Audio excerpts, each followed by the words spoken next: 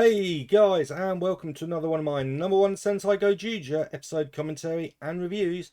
This time it's episode 29, The Ultimate Hospitality, Ryuji is Serious.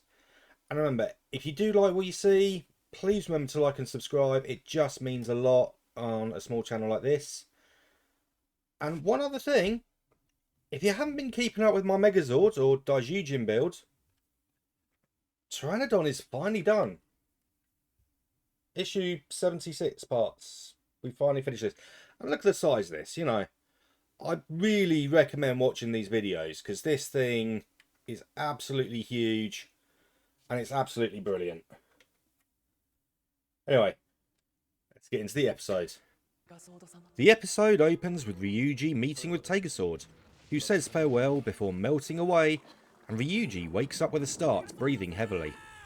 Elsewhere, a young woman is complaining of being tired when everything changes in front of her and a No1 appears inviting her to come rest. Providing her with a drink of filtered morning dew, the No1 says her life will be thanks enough, before turning her into a flower as the opening credits start.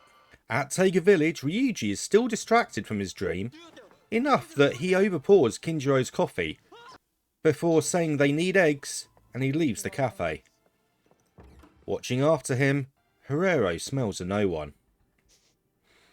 As the No1 turns 3 more people into flowers, he's confronted by Hirero and Kinjiro and challenges them to a hospitality battle.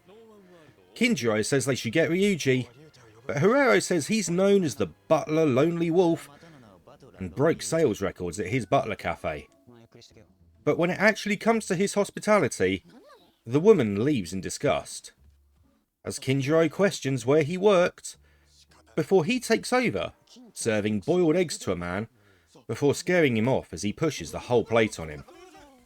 The No1 notices another Gozyuger approaching, but the boys are disappointed when it's only Samino. Elsewhere, Rikuo and Kamade are confronting Rei on a rooftop, as Rikuo says there must be another way to cure him, as Rei throws his pilt into the ground and shows off a ring that he says he got from the Calamity, which he uses to absorb 2 other rings. Using the ring, he transforms into Magiranger, as the 2 Gozyugers also change to fight him, before Rei changes into Zenkaiser, shooting at the pair before turning to Zenkaiser Black, saying the colours suit him, before going after Goju Polar using the Gertlinger's Energy Blade mode, before a shot hits the ground beside him. Seeing Goju Leon aiming at him, he asks if Rikuo can really shoot him, before he creates a portal and walks away.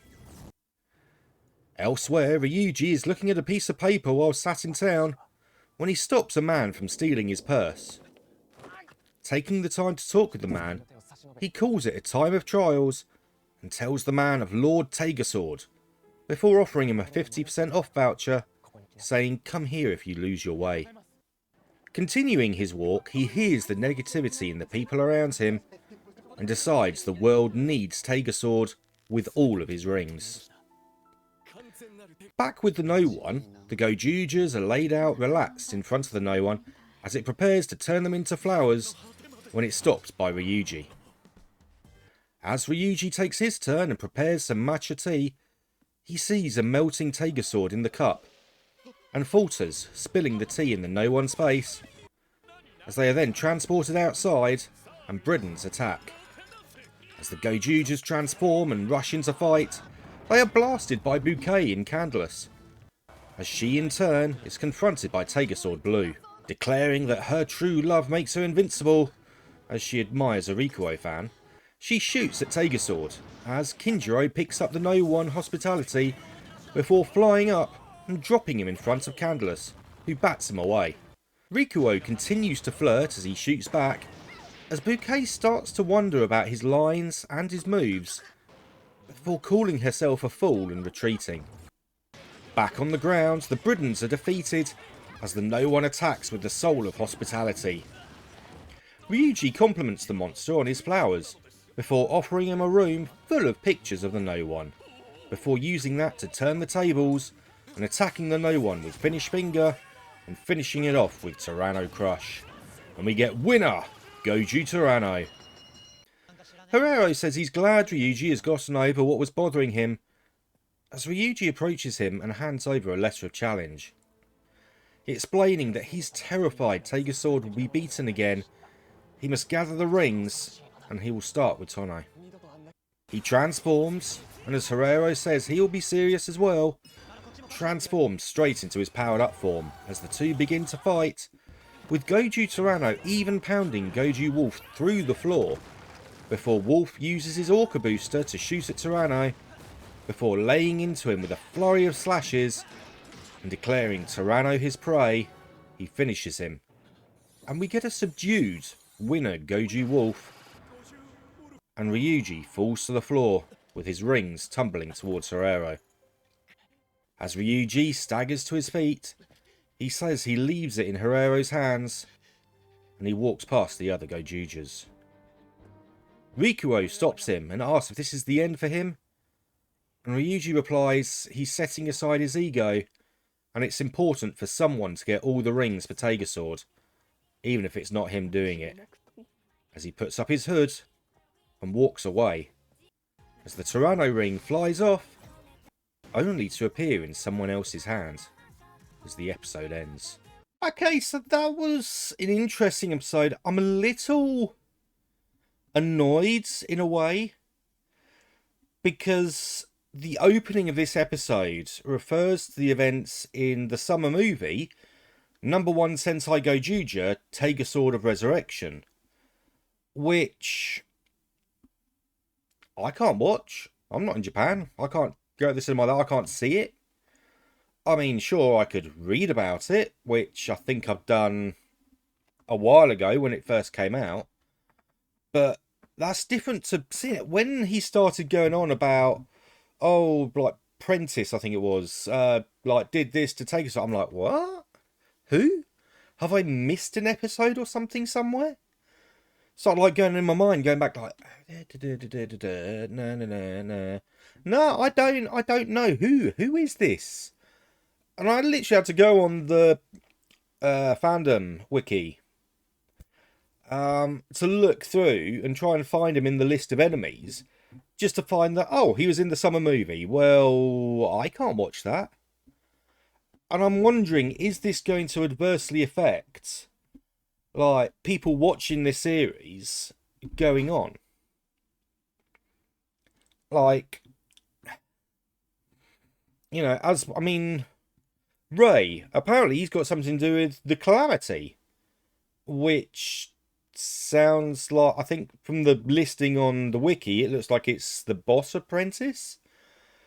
So if that appeared in the movie as well, it's not something I know of because I haven't seen this movie. I mean, at least with, like, I think the last time I realised something affected the show was King Oja, and that was late in the series. So I was able to go, oh, I need to have seen the film. Get a copy of the film, watch the film, go back to the show, and carried on watching. It was fine. And it was only like a character or something that had been mentioned in this movie where they went to heaven or hell or something like that. I can't even remember it anymore. But it wasn't a major thing. It wasn't a whole plot of an episode, like this seems to have been. And I'm kind of annoyed as well because Ryuji seems to be a really good character.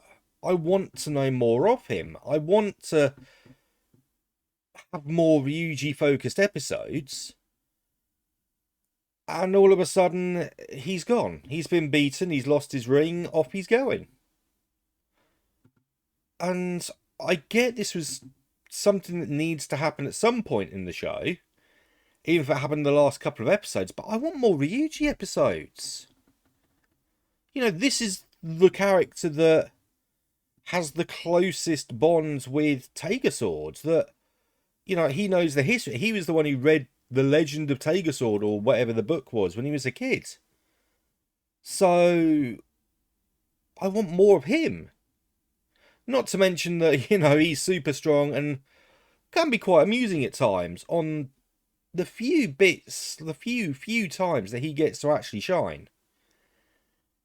I mean, is anyone else going to miss Ryuji? I mean, hopefully he's not going to be gone for long, because of the way these things, like, work out. You know, he'll probably be back in a few episodes, somehow. But at the same time, he's been beaten, so technically, should he get his ring back? Who knows? Also, I'm just wondering, like, when Ray changes into Zenkaiser, he turns from the normal form into Zenkaiser Black. Now, Zenkaiser Black was the form, it was the same character, or like an alternate reality character of, I can't remember the guy's name, but that Ranger's character. So the same actor, same character, but he was running the Dumb Brothers cafe. They really had a cafe theme like last few years, haven't they? Oh, actually no, I think it was a sweet shop and then a cafe. And then obviously we had the Kings and then the Tires, but now it's like another cafe. So that's 3 shops or cafes as like their regular place to be out the last 5 years. So definitely a theme going on there. But yeah, he was Zenkaiger Black. But did he count as a 6th Ranger? In which case, where he's changed from normal Zenkaiser to Zenkaiser Black, does that mean Ray has actually turned into our first 6th Ranger form of the season? Or does it not count because Zenkaiser wasn't technically a 6th Ranger because that was the Toro Dragon crazy guy? I can't remember his name either. I love that one. It's like, you know, one minute he's like one tiger form and then he's like dragon form. And taking on, you know, Dragon Ranger and Kiba Ranger type powers. You know, I mean, Dombros was like the anniversary season that wasn't an anniversary season. I'd have been happy if Dom Brothers was this year, because it really feels like more like an anniversary season in Dom Bros than Gozyuger does at times. But yeah, potential first 6th Ranger. And of course, the other thing to think about from this is, has Bouquet, like the Loving, you know, to give her a full name, Bouquet the Loving, she figured out at last that Goju Leon, who she can't seem to stand, and Rikuo, who she's fallen head over heels in love with, are the same person? And is that going to affect how she, like, fights the Gojoogers in future? Is she going to avoid going after Goju Leon?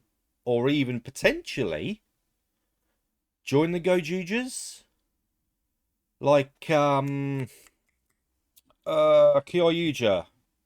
Like that pink one that ends up, I think, like they said in King Oja, she married Kyoryu Blue. You know, I mean, it's happened before, bad guys coming over. So, could we be guessing that with Bouquet? And if so, would Fire Candle come over as well? Because him and Herrera are on the same team. Those two are going to be butting heads like there's no tomorrow, and that would actually be quite fun. Episode as a whole,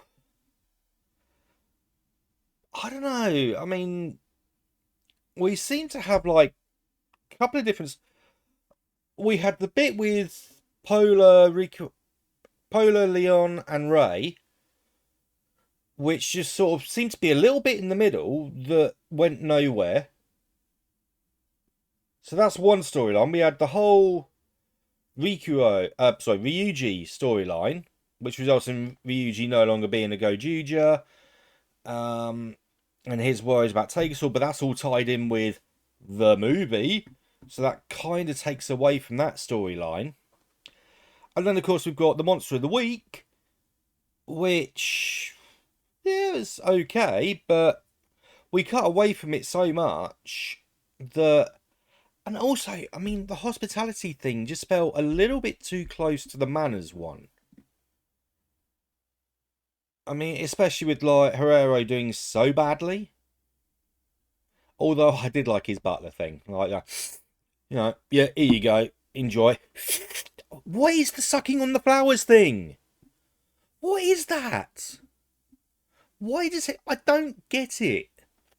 It's just... I don't get why he does it. I really don't. If anyone understands, please tell me. Because, yeah, I've said before, I really don't get it. But yeah, so we've got the mid storyline with Ray that sort of happened, but he's destroying rings or absorbing them. Are they now gone? Or what? Because, I mean, we've seen that Polar can turn them blue, which would turning them blue stop them from being absorbed if Ray got hold of a blue one? You know, can he only absorb the gold ones? But if not, then would they all have to give their rings up to Kamade to turn them blue to stop Ray from getting them to power himself up and have the powers of, like, all the sense? There's possibilities, there's potential, but we're almost 30 episodes in. We've got 21 episodes to go if we're hitting that magic 50 number.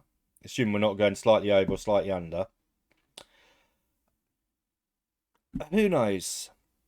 And in some ways, is it too late for this storyline? Who knows? Anyway, this has been episode 29. That's my thoughts. And, you know, if you guys got any thoughts of your own, please leave it in the comments, because I'd love to know what you guys thought of the episode. And, you know, I'd love to have a chat about it in the comments. Anyway, I'll see you guys next week.